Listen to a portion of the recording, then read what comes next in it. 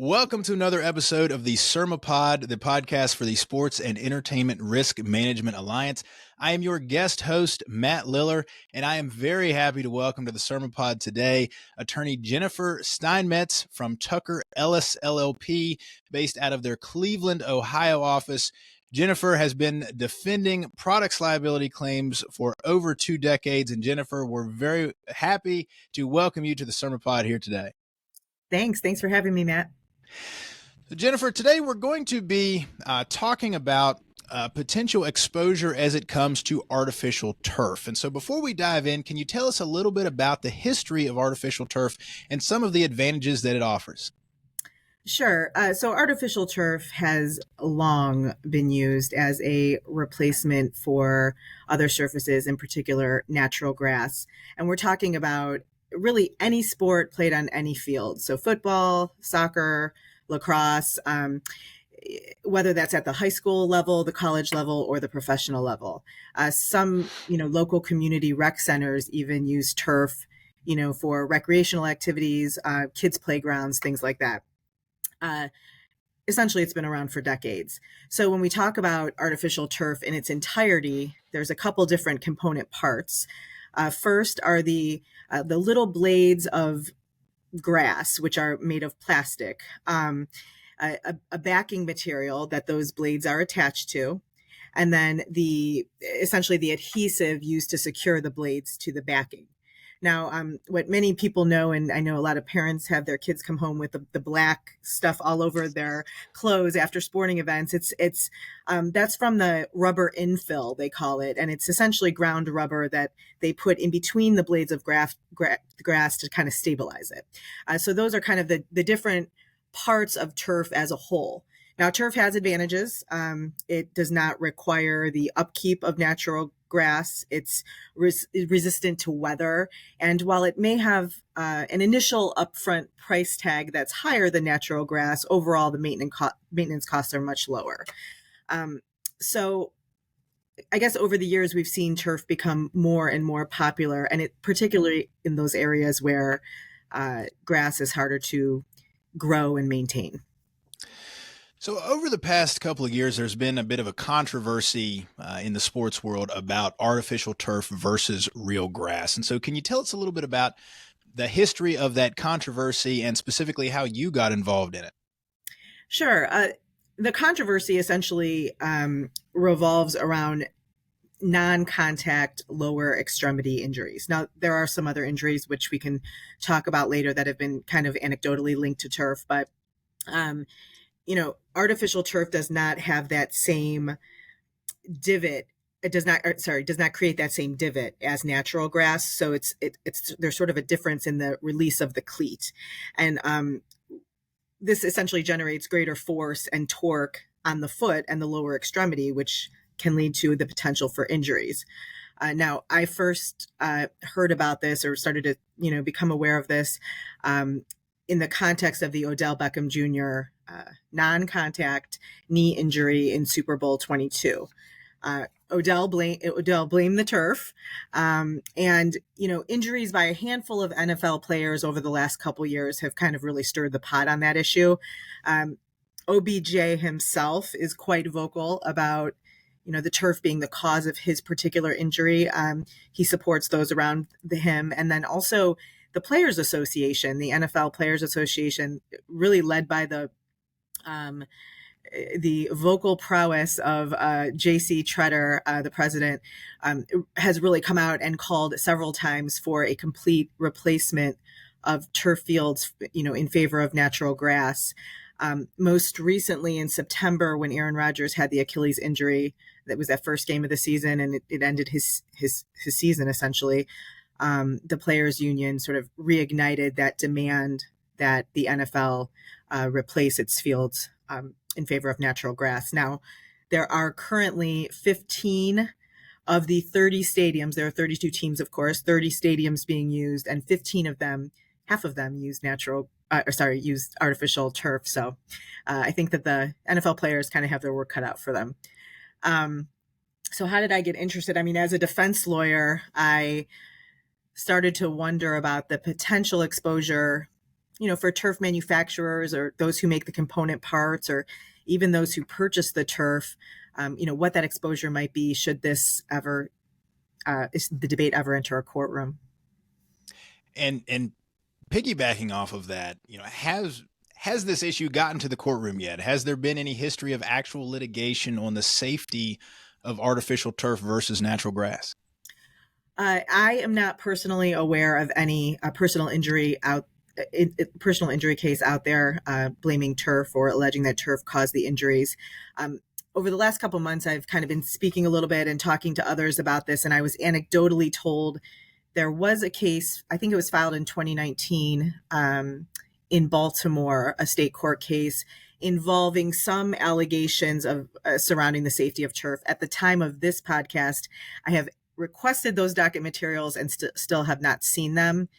But I guess the bottom line is I'm not, here to talk to you about a mature litigation or, a massive cases and, tell your viewers, how they should defend them or anything like that.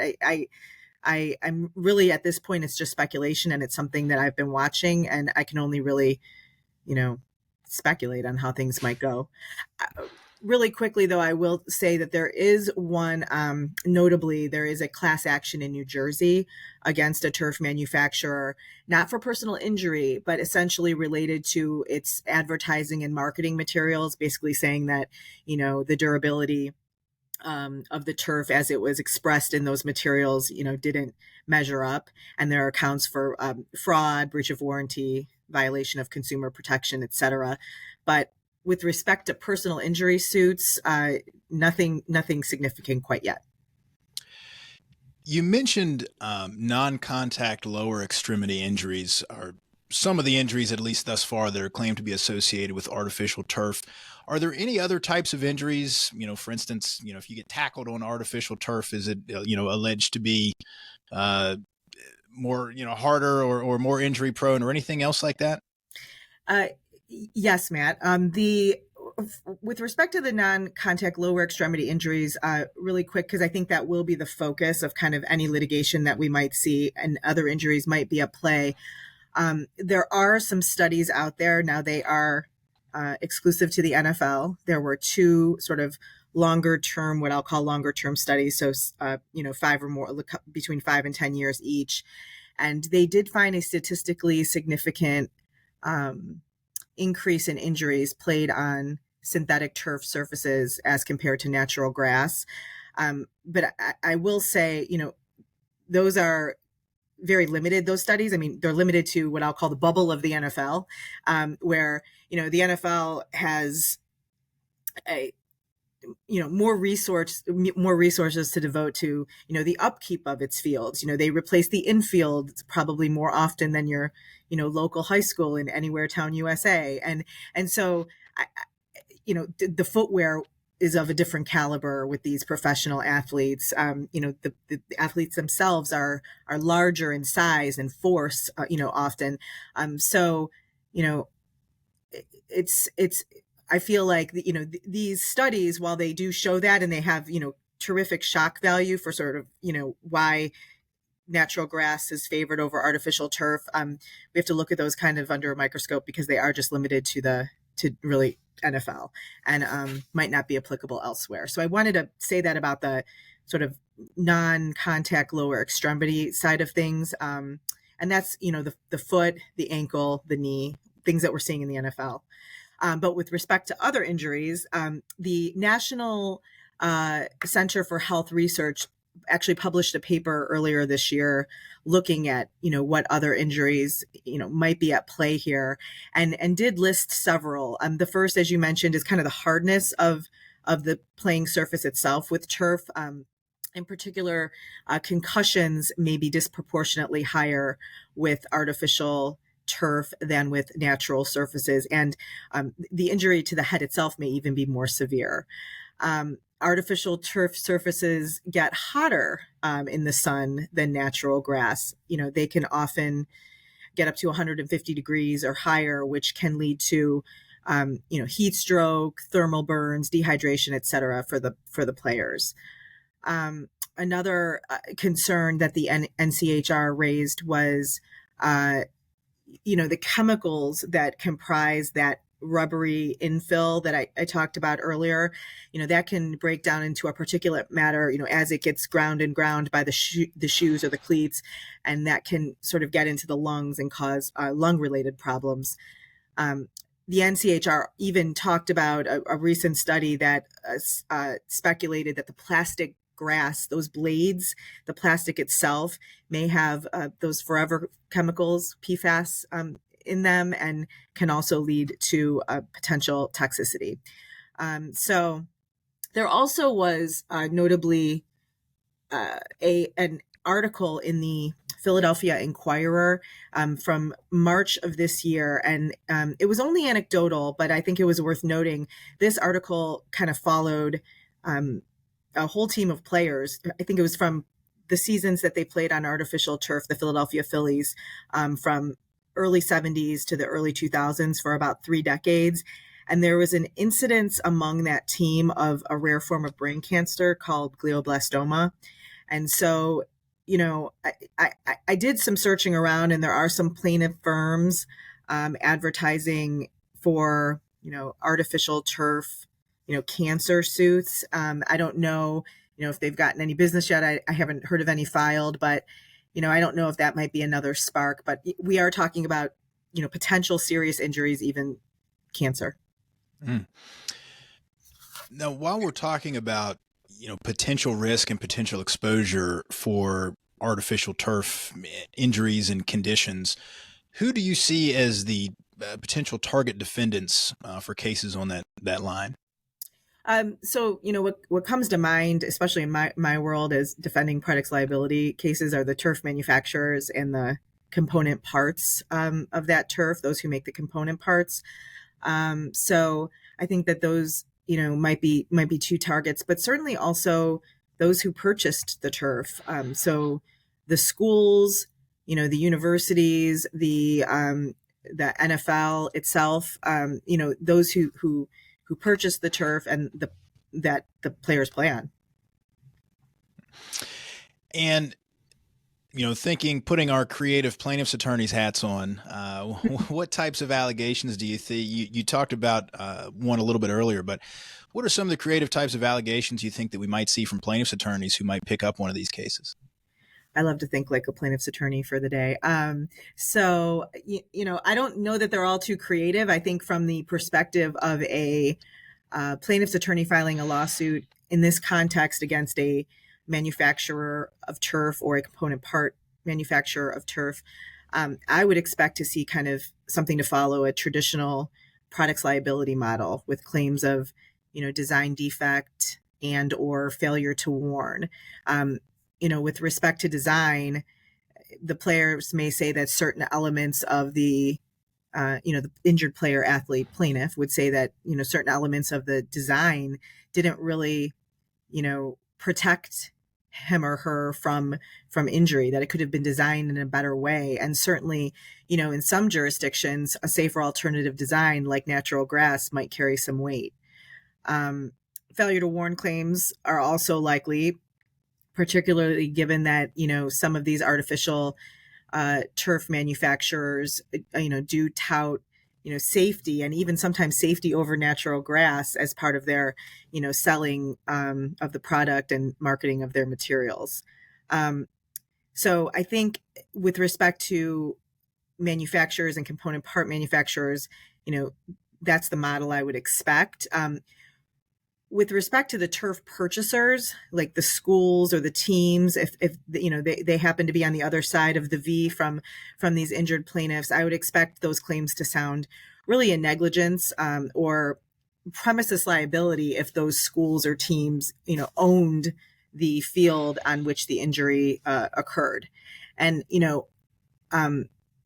for schools, for public schools, there is sovereign immunity in many cases, but I think, as we all know, there are exceptions to every rule, and there are carve-outs to that sovereign immunity. So, I don't think that schools are entirely off the hook, even if they are public.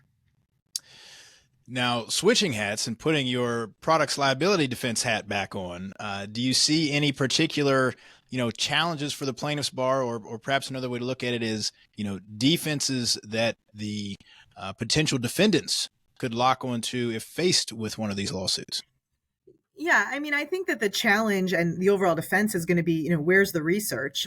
We don't, like I mentioned earlier, we have the NFL research that is, out there, and, it is over a course of many years, and it did find, statistical significance, but there are limitations. There really isn't anything else. It's hard to do a study with the endpoint of safety, right? It's like, can't do that. So it's got to be kind of these cohort follow-up studies, and there really isn't anything outside of the NFL that I've seen. So I think the challenge number one is going to be the lack of, current scientific evidence and data. I think additional tests and research need to be done to form the basis of any credible lawsuit. And, sort of piggybacking onto that, I think the second challenge is, going to be for the plaintiffs to be able to find an expert to support, these ideas, especially given the limited science. So, I don't think it's going to be a small feat, but I think, as many of us know, sometimes the seeds of science are often grown, watered and grown in the courtroom. And I wouldn't, put it past a clever plaintiff's attorney to find a way to, get their expert to support these ideas, these notions, and, perhaps do some testing and, get something on file. This could all, of course, turn out to be nothing. We could, be sitting here on this podcast speculating, and no plaintiff's attorney really ever, latches on. But, then I wonder if a suit over turf safety, particularly one filed against, the NFL or the NCAA, whether that could have a ripple effect, and we could see a mass litigation, like we saw with concussions. In 2019, the NCAA paid $75 million to settle the concussion litigation, including, continued screenings for the injured players and, medical research. And then the NFL, a couple years later, I think it was 2021, that settlement was $765 million on behalf of 18,000 retired players. So, I mean, that litigation did have that ripple effect. This isn't limited, though, to just the NFL or the NCAA. As I mentioned earlier, this is, I think has a potential exposure for, any turf manufacturer who sold turf to, again, anywhere USA, so high schools, rec centers, small towns, and it only takes one plaintiff's attorney to dive in and start advertising, and I think things could quickly start to grow. So, in the absence of litigation and an established body of case law that we can all perhaps use as a guide, what do you think that turf manufacturers and purchasers can do right now to reduce or minimize the potential exposure for claims? Well, hopefully they're already keeping a watchful eye on the debate. I mean, you can't go, a day or a week without seeing this kind of in the media, especially with respect to the recent attention with the NFL and its football season. So, I hope that they're keeping a watchful eye out. But I think that they need to be mindful of the design of their products, that they're, putting forth the best design possible, and that they document, what they've done and what they've considered. Same with the warnings, be careful about what they're saying in their warnings. And certainly, I think manufacturers could also consider, indemnification or some sort of hold harmless language in their contracts, with purchasers.